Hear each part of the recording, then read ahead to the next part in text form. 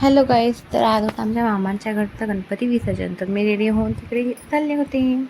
तर तिथे गेल्यावर प्रथम आम्ही सगळ्यांनी मिळून मस्त अशी बाप्पाची आरती केली छान.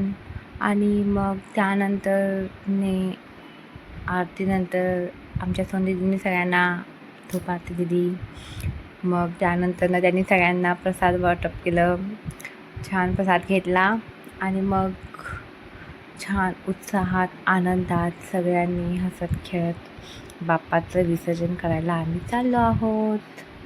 सृष्टी दीदी यांनी एंट्री घेतलेली आहे.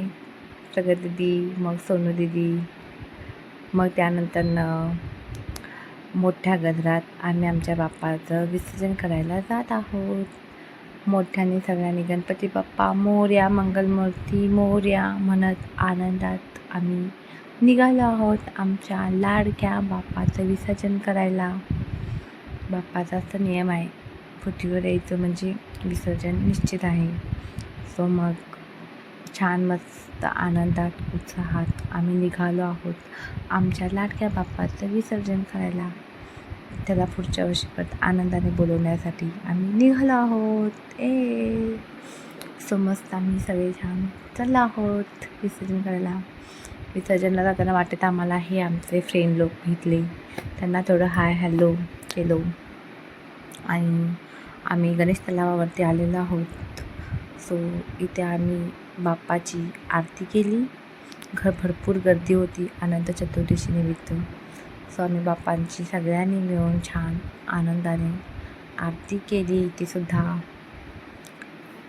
सोनू दीदींनी सुद्धा फार श्रद्धेनं त्यांची आरती केली. एंडिंगला त्या रडल्या. वाईट वाटणारच ना, लाडका बाप्पा जातोय म्हटल्यावरती. छान सगळ्यांनी बाप्पांचं दर्शन घेतलं. काही चुकलं असेल तर त्यांनी आम्हाला क्षमा करावे अशी त्यांची क्षमार्चना केली. आणि आमचे मामा विसर्जनासाठी तलावामध्ये जात आहेत. सोबत त्यांच्या सृष्टी दीदीसुद्धा गेलेले आहेत. हा बघा आमचा बाप्पा जात आहे. टाटा बाप्पा, बाय बाय. सो अशा प्रकारे विसर्जन झालं आणि त्यांना आम्हाला ह्या मोठ्या बाप्पाचं दर्शनही घेतलं आम्ही. आणि मस्त स्वतः आम्ही आमच्या घरी निघालो आहोत. आम्ही सगळेजण बाप्पाचं विसर्जन करून आणि आम्ही आता आमच्या घरी पोचलेलो आहोत. ही शेवटची सेल्फी घेतली. ओके, भेटू पुढच्या ब्लॉगमध्ये. Tata bye bye.